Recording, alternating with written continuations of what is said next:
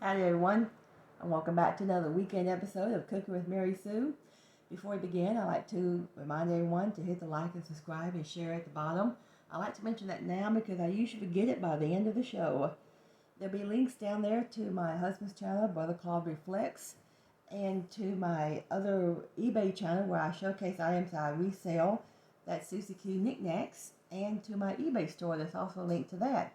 And I'd like to remind everybody about my book I had published a few months ago by Christian Faith Publishing House.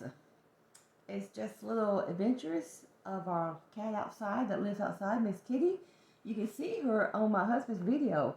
When he does videos outside of the garden, she's usually around there with him all the time. But you can now find this book on Amazon, eBay, Barnes & Noble, and iTunes. Yes, it does come in ebook version if you like that instead. But personally myself, I just prefer a nice hardback book to hold on to, something I can look at. It's got nice illustrations and pictures in it. They did a great job illustrating it. Now back to cookie show. Today we're going to be moving around the kitchen just a little bit from the counter to the stove and back. I want to show you something, show everybody something. Look at this. This was my grandfather's cookbook. I had been looking for this for quite a while since we moved down here a few years ago. I couldn't find it. And I came across it just a few weeks ago by accident when I wasn't looking for it. This cookbook dates back to the 40s. It's called the Lily Wallace New American Cookbook. I don't know if you might be familiar with this or not, but he cooked at it for years and years. Cooked many recipes out of this book. Still got lots of old bookmarks in here over the years that I've left in here from my grandparents. My mom used it a few times, and I used it when I was younger. I'm going to cook a recipe out here. The one recipe I used to like to cook a lot was called vegetable pie. Now I could dedicate a whole show to just this cookbook. It is so interesting. I love things that are nostalgic, and this cookbook is full of nostalgia. A lot of subjects in it. It has all kinds of subject matter in it. Anything to do with cooking. It has a lot of items in it that might not pertain to today's cook, but they were very relevant back in the 40s and 50s. I'll just name a few here for you. There are chapters devoted to, sugar ration cooking. Well, nowadays we don't ration sugar. We probably should. We'd be a lot thinner if we did. And they thought about everything in here. There's chapter 2 about making use of leftovers, kitchen efficiency. And it even has a chapter on how to set your table for different types of meals. It shows illustrations of the silverware laid out for different types of meals. They were concerned about health a little bit back then because it has a chapter on vitamins and meal planning for weight reduction, meal planning the vitamin way. It even has a chapter on how to train your maid to serve for you. Well, around this house, I am the maid and the cook. There's a chapter on game, wild game. I don't know, how many people cook wild game nowadays? Not, sure some, but not a whole lot. There's a chapter on frog legs and turtle. When's the last time you had turtle? I never have, I don't plan to. There's a chapter on a dictionary of foreign cooking terms, foreign dishes, preserving, pickling, brining, altitude cooking. If you live up high, it tells you how to cook up high in the altitude. Let me see, hors d'oeuvres, cooking at high places, cocktails, cookies, canning, snails, whole chapter on snails, saving fuel, pastries, pickling, poultry. Like I said, there's all kinds of different subject matter in here that we may or may not need nowadays, but it's still interesting just to look through. I'm going to cook my favorite recipe I used to like in here, the vegetable pie. I'm going to do a few little minor updates to it, just a little bit. Okay, now we're going to move over to the stove here. Hello everyone, we're back over here at the stove now. This recipe I'm making, the vegetable pie, first starts out with 3 tablespoons of butter. I am using real butter in the skillet here. It calls for 1 small onion sliced. Well, I diced it. I didn't slice it. I diced it instead. I'm going to saute this onion here. When it gets a little brown, I'll add 1 tablespoon of flour. Now I add 2 cups of mixed vegetables. Now that's where I'm kind of updating this recipe on the mixed vegetables. I'm sure back in the 40s and 50s, they probably would have gotten their vegetables straight out of the garden. They may have gotten it at the store, but a lot of people had their own garden back then. And they would have cooked enough vegetables down and diced them up and measured out 2 cups. And it says with the liquid, don't drain. Well, I'm taking a shortcut like usual. I'm going to use just a can of mixed vegetables. I'm going to add that to this in a few minutes after it sautés. Add that flour to it, let it thicken up. And I am going to add just a little bit of diced red bell pepper. It doesn't call for that in the recipe, but I'm adding it anyway because I just think the diced red pepper would give a little more flavor to the vegetable pie with the other vegetables.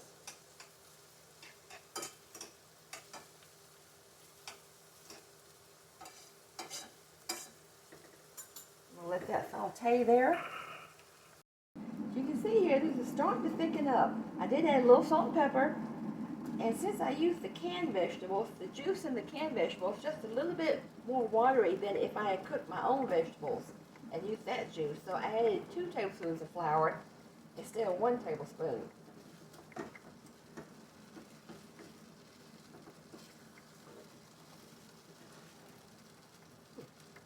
Throw my little stuff there. You see, it's starting to thicken up.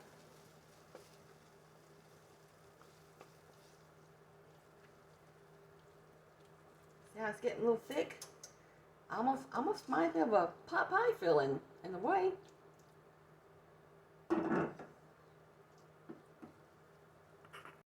Hey, now we're over at the counter. We're about to finish up on this.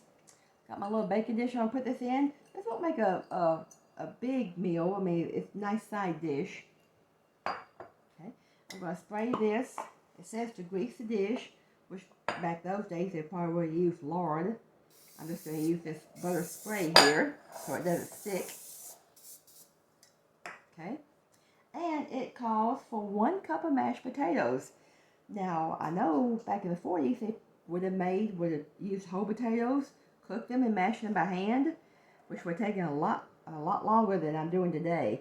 I am doing a big shortcut here by using just these instant potatoes here. This little package makes just what I need, which is 1 cup. And these come in all different flavors. I chose to use the butter and herb flavor. I thought the little extra herb flavor would be great in this dish.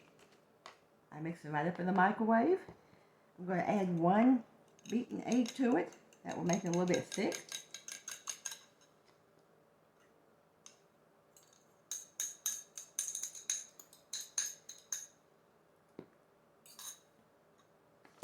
Okay. I'm going to beat that egg. I'll stir it right into the mashed potatoes. This is going to be the topping on top of those vegetables. The egg will help it stiffen and okay.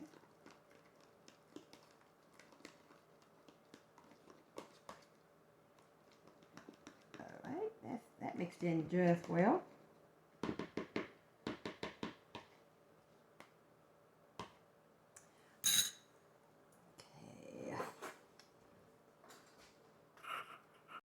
Now the first thing I do is to my dish that's greased already, I add that vegetable mixture, which is on the stove here. Okay, see, that got nice and thick. That was a can of mixed vegetables with 1 whole onion. You can either slice or dice it. 3 tablespoons of butter, and I used 2 tablespoons of flour instead of 1 like it called for in the recipe. Just going to dump this into my bowl here. And it slides out nice because, like usual, I'm using my Copper Chef pan here, which I love. You could put this in a bigger square dish if you wanted to. I started to use an 8x8, but I thought this would do just as well. See?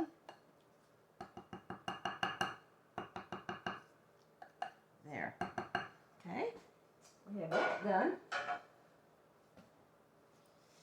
Now I'm going to add the mashed potatoes right on top. This is going to cook in the oven on 400 until it's golden brown.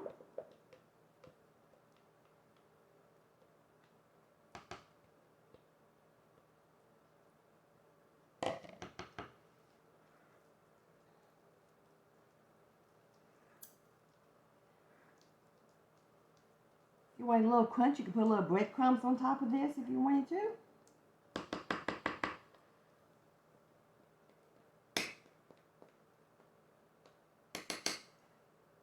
Okay. Now that's going to bake, I said, in the oven on 400. When it comes out, I may put just a little sprinkle of cheese on top, either Parmesan or shredded right on top. In fact, the last 5 minutes, last 5 minutes of cooking, I will put a little cheese on top and let it melt. Now we're going to put this in the oven and see how it comes out. Yeah, we're back and it's out of the oven. I let it cook good. It was in there at least 30 to 40 minutes just about. It's nice and golden brown. I'm going to put a little bit of sharp shredded cheese on top, let it melt. I think it's hot enough. I don't have to put it back in the oven for it to melt. I just let it sit there and melt while it cools down.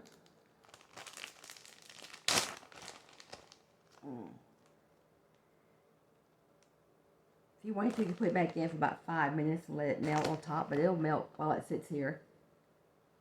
Because it just came out, so it's still very hot and piping. It's still bubbling. Yeah. Now you get a great little side dish here. I made quite a bit. Remember, I just used the 1 can of mixed vegetables, 1 little package of instant potatoes. I took an egg, a little flour, a little butter, and that was it to make a nice, tasty little vegetable side dish. It came from my nice, nostalgic, vintage cookbook, which I will be using again in the future. I was looking through this while this was cooking, and this little book, or actually it's a big thick book, has over 3,800 recipes in it. Can you believe that? Yep, it has a ton of recipes in it. So I'll find some more cooking it later. Okay. And I'll call this a wrap. I'll see y'all next week. I hope everyone had a very pleasant, nice Mother's Day yesterday. I didn't get this video done yesterday because I was busy with Mother's Day stuff also. That's why I'm a little bit late on this. So, I'll see you later. God bless everyone. Bye for now.